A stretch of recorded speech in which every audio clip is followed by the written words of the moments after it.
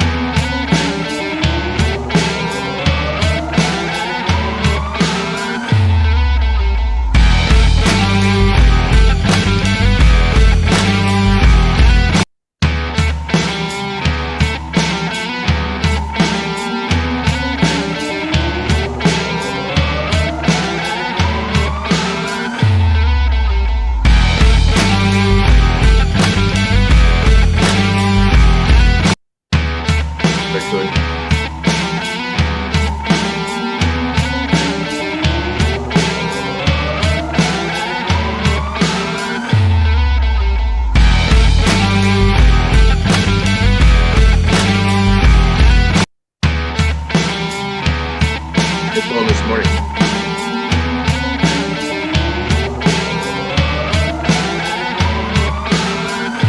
It's the same time.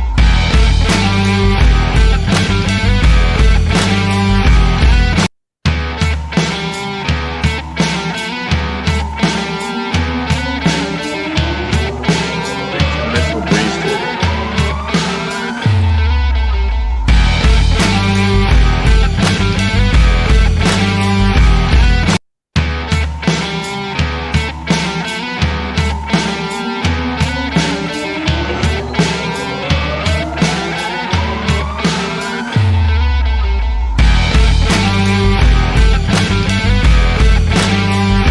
Feels like forever since we did the podcast.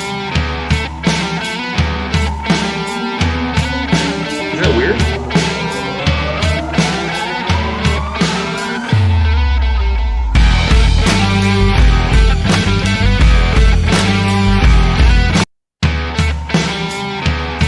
Yeah, sounds like a little different. That's all.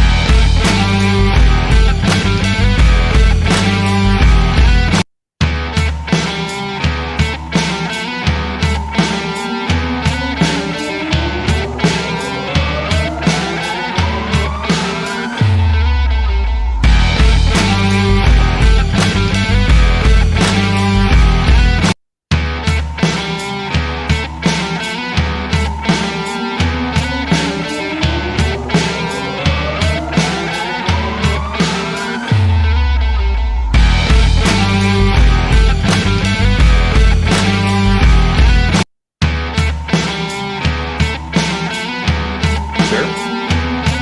Yes, sir. Same thing.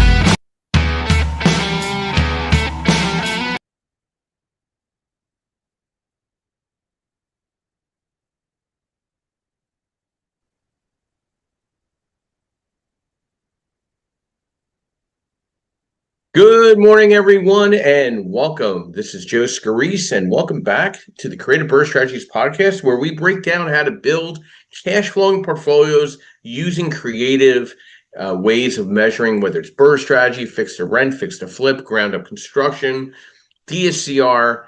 We've been around over 2 years now, 150 plus episodes, 15,000 impressions. My co-founder as well, Mr. Yerdal Perkins. Want to welcome everybody here today. And today we're talking about something that doesn't get nearly enough airtime in real estate is burnout. Yet, not interest rates today, not deal flow, not even bad contracts. We're going to talk about running the machine, because that's be real. On Instagram, everyone's scaling, everyone's closing, everyone's living the dream. But behind the scenes, people are exhausted. Decision fatigue, constant fires, deals going sideways, and somehow you're supposed to just keep operating like nothing's happening. So the real question is, how do you keep building without breaking down? Exactly. How do you stay sharp when you're managing tenants, lenders, contractors, and your own expectations all at once? And more importantly, how do you avoid hitting that wall where everything just stops? Today, we're going to get into a real side of real estate, what burnout actually looks like, and why it hits investors harder than most people think, and how to structure your business and your mindset so you can keep scaling without sacrificing yourself. Because if your business only works when you're running at 110%, it's not a business, it's a burnout machine. Let's get into it in just a few minutes here. Let's invite some people in and get rocking and rolling. See how we get this whole new clubhouse thing where got to welcome people in. It's very unique nowadays. So we're always on Clubhouse, first and third Sunday of the month, 9 a.m. Eastern Standard Time. And we used to be every Sunday morning, but we're cutting it back a little bit just because of our schedule. We're getting a little busy, which is a little, it's expected, in this business time to time. But a little background about me, if you don't know, if the first time you're here or listening into the podcast, my name is Joe Scarice, co-founder and co-host of the Creative Burst Strategies podcast, nationwide direct private lender, providing DSCR, fixed to rent, fixed to flip, ground-up construction, single family through four family, nationwide, analysis, underwrite, just a little of everything right now going on in the market. So let me just make sure I get everybody invited in here so we get started here. And we have our co-host and co-founder, Mr. Yordell Perkins, and we have one of our regular moderators here, Mr. Bob Chezik. Yordell, why don't you give a quick introduction, who you are, and a little background on you, and we'll get into the real estate market discussion, and then my discussion on strategies of burnout.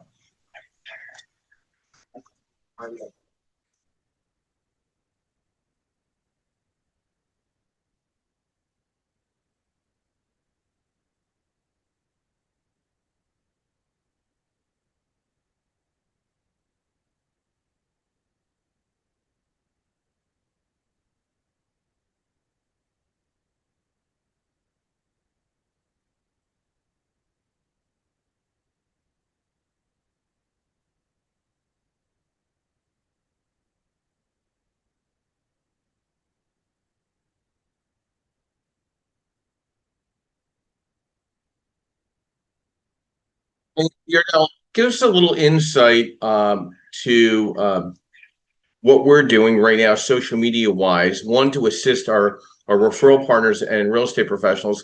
A little bit about our CRM, our text messaging, our email campaigning, and then our social media branding and what we plan on doing for associates within our team.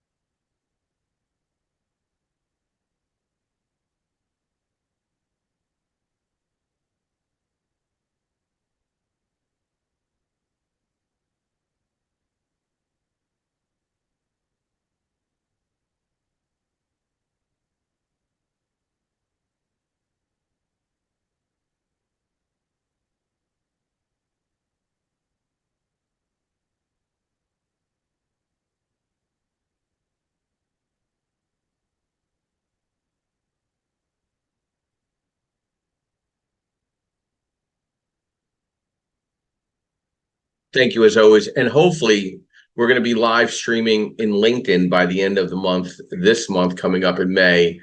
Keep our fingers crossed on that. We're live on Facebook and YouTube when we do the podcast.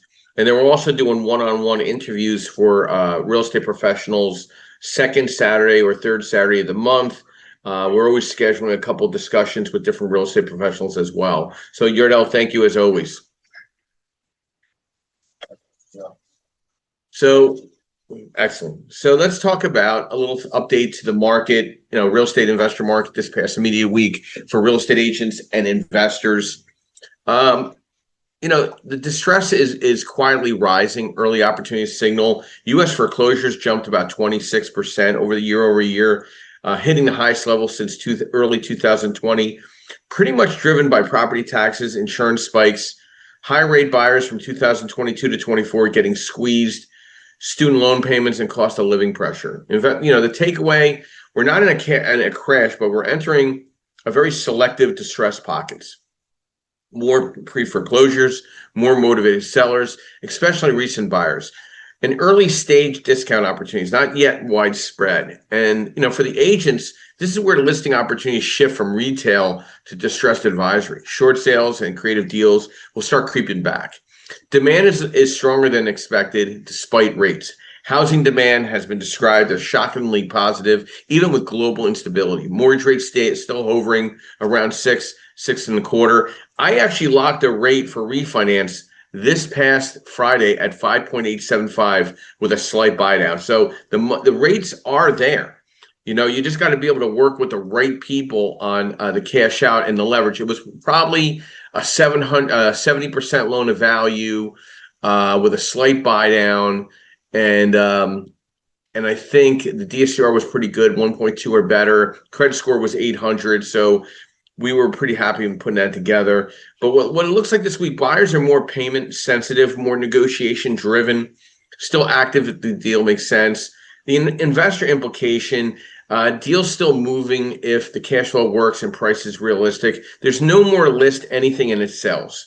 How this implicates the agent pricing strategy matters more than ever. Overpriced listings equals sitting. Days on the market still elevated versus past cycles. Inventory and pricing dynamics. The national data shows inventory ticking up slightly. Medium list price 449, up about $4,000. Price reduction rising about 35%. What changed this week versus earlier 26? More listings hitting the market, spring effect, and sellers testing higher prices than cutting. The investor angle. This is a negotiation window opening. Watch out for listings sitting 30 to 60 days. Price drops and best entry points. The agent angle, expect more seller conversations about the reality of things, fewer bidding wars, except prime assets. Geographic shifts, Midwest Rust Belts staying pretty good, affordability, job stability, and lower climate risk. And, the investor takeaway capital is rotating toward cash flow markets and appreciation markets. Agent takeaway, you're competing with out-of-state investor migration, remote buyers relocating capital. What's actually really mattering right now? The market this week, stable on the surface, softening underneath, fragmenting by deal quality. For the investors, early distress equals next 6 to 12 months opportunity pipeline. Negotiation power is quietly returning. Cash flow markets are outperforming appreciation plays. Average deals are dying. Only strong deals move fast. For the agents, the shift from order taken and is going to more advisor and strategist. Pricing plus positioning equals everything. And expect more expired listings, more seller education, and more creative structuring, concessions and buy downs. This is a transition phase, not a crash, not a boom. Easy money market, skill-based market. I really think it's really more skill-based than ever before. I'm having much more deeper discussions with investors and agents than ever before as well. It's definitely taking a lot of time in discussing how to structure and getting past rate and getting more caught up with structure as well. That's an important discussion that we're having more than ever with a lot of my clients. So let's dive into my thoughts to burnout in real estate, how to keep operating without breaking down, and some strategies. And then we'll go to our moderators, and then we'll open it up if anybody has any questions, of course. Stop running a reactive business. If your day is driven by texts, calls, and urgent client needs, burnout is inevitable. Shift to controlled responsiveness. Set communication windows. Use auto replies. Got this. We'll respond by X time. Pre-frame expectations with the clients early. You don't lose deals by replying in 2 minutes. You lose sanity. Productize what you can. Most agents and operators reinvent the wheel for every deal. Turn repeat work into the systems. Buyer-seller onboarding templates, standard deal checklists, pre-written email, SMS sequences, and docs for common client questions. Less decision making equals less mental fatigue. Build a minimum viable day. On low energy days, you still need to move the business forward, but without overwhelm. Define your non-negotiable 3 to 5 tasks, like following up with X leads, one revenue generating activity, call, showing, offer, one pipeline update. Everything else is optional. This prevents all or nothing burnout spirals.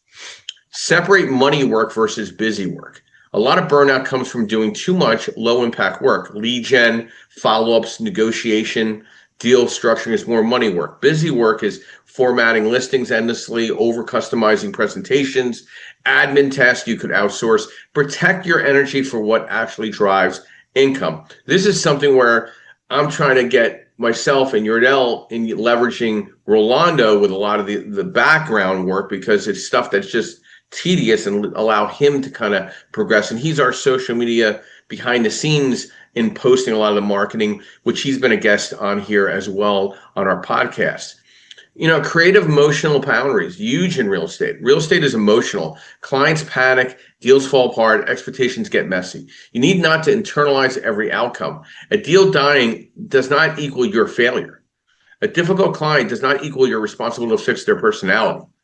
Urgency from others does not equal urgency for you. Think about this. Your guide is not a savior. You're a guide, not a savior. You're not like, I'm not parting the Red Sea here. I mean, I'm not, I'm not a Rhodes Scholar here. I do lending all day. I'm not saving the universe. You know what I mean? So you gotta take things into perspective, and shortening the feedback loop. Burnout gets worse when effort doesn't feel like it's working. Track conversations per day, offers written, deals under contract. This gives your control visibility even when closings lag. Design recovery like your design deals. Most people rest passively, scrolling, zoning out, which doesn't actually recharge you. Instead, block off real time, no notifications, using active recovery, exercising, walking, social time. I go to the gym every day, man. I got to just let it out, Taking mini resets during the day, 15 to 30 minutes between intense blocks. If you don't protect recovery, burnout compounds silently. Build leverage early, even small. You don't need a full team, but you do need relief. Start with a transaction coordinator per deal, or a virtual assistant. That was probably the best ad I ever made 2 years ago. A showing assistant, even to 5 to 10 hours off your plate, can dramatically reduce stress. Watch for the 3 burnout signals. Catch it early before you crash. I hate clients. This isn't worth it. Simple tasks feeling heavy. So there's like the synonyms, then you have the inefficiency, and then you have the avoidance, dodging calls, leads, follow-ups. When these show up, don't push harder. Reduce load and reset the structure. Long-term, building a business is not just the income. If your income requires constant hustle, burnout will keep returning. Move toward repeatable lead sources like referrals, content, SEO, systems over personality, and fewer, better clients. So what I've done with like my newsletter, I've put my newsletter to a video now. So all my newsletters have a video, and I use AI video to push all that video work out, and it's all calendared out. So I don't have to put as much work into that. That's something that I've changed over the last 30 days, and it's made immediate impact. So I use BombBomb, which is a BOMB video, and I take those videos, or I use this other AI video that Yordell and I are training on, where I just give them the scripts, and then they're going to create the AI video for me, and I could put in like 15 of those a week, and then they just kind of fly out with with my picture and all that AI content, and it's thrown out on a calendar. So like I'm getting more impressions on all my social media platform due to all this video work, tying back to my newsletter, which is getting high impressions and a high inquiry as well. And I'm just sitting back and fielding inquiries from there and lead gen. And then we're doing the text messaging campaign, which we're scrubbing all my data, reevaluating my data. Yordell and I had a great conversation yesterday because I want to save my time for the most valuable discussions. So like we did an email blast to all my cell phone numbers. So some of you might have got it if you're in my cell phone database. And I was getting anywhere between 5 and 10 inquiries a week back based on those text messages over the last 30 days. High impact. I didn't have to go chasing these people or texting them or going crazy. They came to me.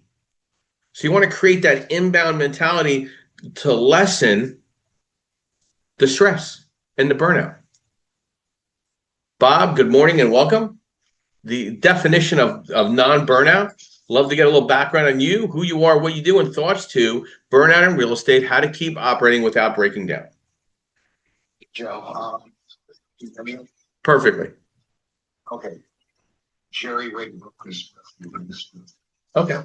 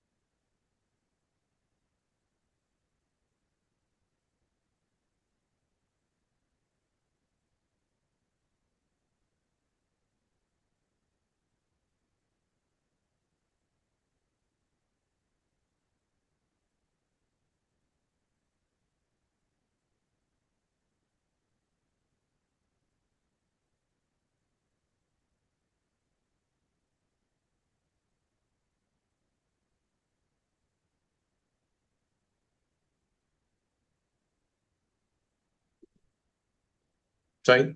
Yeah, I have become more calculated with my timelines in communication with people via text and or call. Um, I'm usually during the week 9 a.m. to 9 p.m. Or 8 a.m. Anytime after 8, as long as I'm back from the gym. That's it. I'm not going to be going through a text messaging campaign with somebody and I'm at the gym. That's not going to happen. I'll look at it maybe if my phone goes off, but I'm not really going to pay attention to it till I get back in front of my laptop after I get myself cleaned up and everything like that. Because you know what? There's the me time, that's burnout when you are addressing your life like that. So you got to kind of separate that. And then like anywhere, like if I'm out and about at functions, I'll look at calls or emails until about 9 p.m. because I'm either driving home from a function or driving to my hotel. I'm driving somewhere to get to my final destination in the evening. So I'll make myself available up to about 9 p.m. because I'm available. I mean, it's not like I'm not available. So anything past 9 p.m.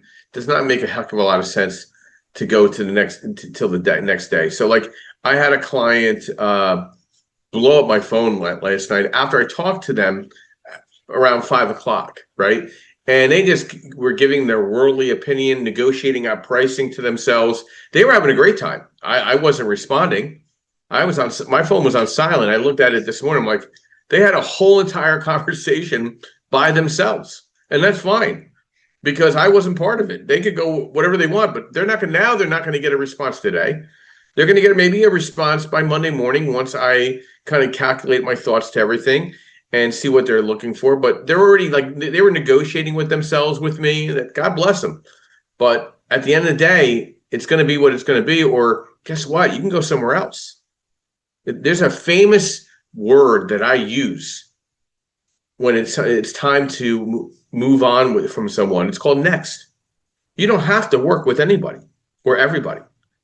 You could fire people, and there's people that probably will never want to work with me directly, and that's fine. That's fine. I'll say hello to them as I'm walking in and out of an event. I'm not going to go into a deep discussion and take up my time with them because I've already had discussions with them. If it's not going to work the first or the fifth time, it's definitely not going to work on the 12th conversation. So I don't get all caught up with the minutia. Like Yardell and I went to a function yesterday. I used to sponsor it, right? I used to get all worked up and very upset about it because I used to invest a lot of money into the function and then not see a great return at all based on the financial contribution I made. Guess what? I went there with no financial contribution. Somebody else sponsored the event, which is a colleague of mine. And I was able to work the room freely, meet people, feel very comfortable in what I was doing. And then I left after 2 hours. I was there for 2 hours. I was there from 11:45 Yardell till about 2 o'clock. That was more than enough time to get to know everybody. And everybody got my business card. Everybody can follow up with me. I got a couple follow-ups already. And then I felt refreshed. I'm saying, why would I make that financial contribution? And then I have all these high expectations. My anxiety is going off. You got to redefine what is productive, right? Conversations, not just contacts. Qualified leads, not just volume. Deals that fit their strategy, not every deal. Like I used to try to teach at different real estate associations my asset-based lending class. I stopped. If they don't call me, I don't call them.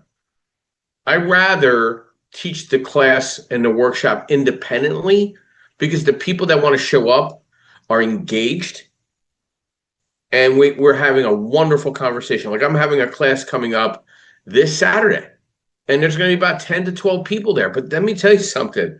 The result of those 10 to 12 people are going to be far exceeding me giving free lunch away to 20 realtors who are just sitting there just to get credits. There's the difference in the cost benefit relationship. So you gotta build a filter, not just a funnel. Instead of asking how you get more leads, ask which leads are actually worth my time. Create some type of criteria. This protects your energy the same way a budget protects your money. And time block like a specialist, not a generalist. If I'm at the gym, that is not my time to talk to people. You also need to structure your week deliberately with lead gen blocking, no interruptions. So typically when I get back, unless I have a heavy amount of phone calls from the gym, I'm going into marketing mode, getting all my marketing set up between 8 and 9 a.m., sometimes 9:30.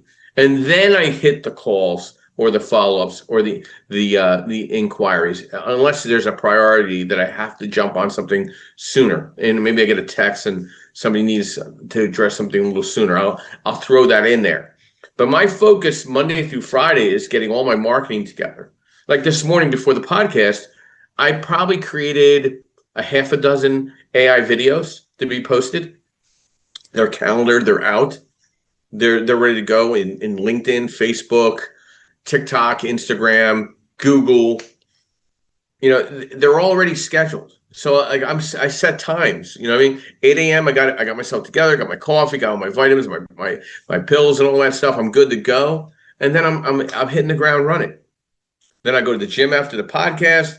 Then my wife and I are going to do some things at a concert and a festival this afternoon. But I'm being smart. Like later this afternoon, I'm driving up to Connecticut because I have a lunch meeting with a family office at noon. So if anybody knows, driving from New Jersey to Connecticut is usually a feat any time of the day. I'd rather just be there fresh-eyed, bright-eyed and bushy-tailed in the morning. I'll get more accomplished, and everything. My rhythm doesn't change. And it's just a matter of going for the drive now, later today, and getting myself settled. And I'm able to go to the gym in the morning. I'm able to do everything I can do, like everything's just normalized, right? Systemizing your repeatable stress. Anything that stresses you more than twice should become a system. Showing, scheduling, automated tools, follow-ups, template CRM sequences. Like Yardell and I are still trying to perfect our email and our text messaging campaigning to work for us. Buyer education, pre-recorded guides, doing some of these bomb videos probably might be suggestive. Then you could dive into the AI video piece. Reconnect to your actual strategy, especially relevant if you're into investing or mid-term, like rentals, building a business or just, am I building a business or am I just closing transactions?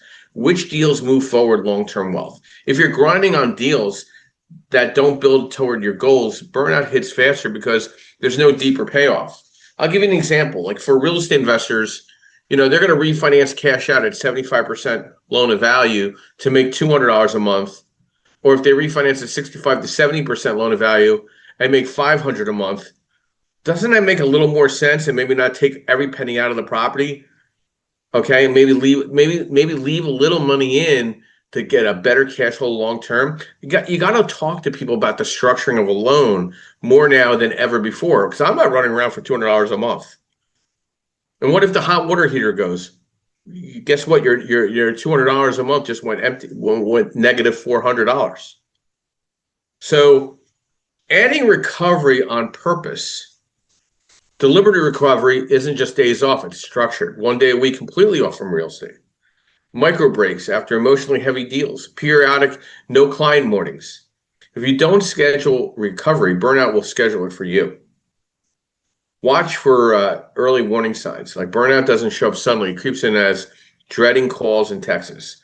Don't tell me anybody down below has never dreaded a text or call from someone, or in the past 24 to 48 hours.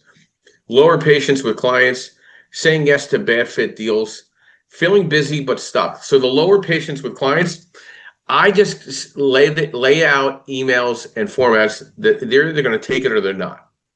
It's not bad or good news. It's not nasty news. It's just news. Take it or leave it. So these are just some additional thoughts. Yardell, would you like to throw something in there just to add to what we're discussing this morning? Actually, yes. Do that. So,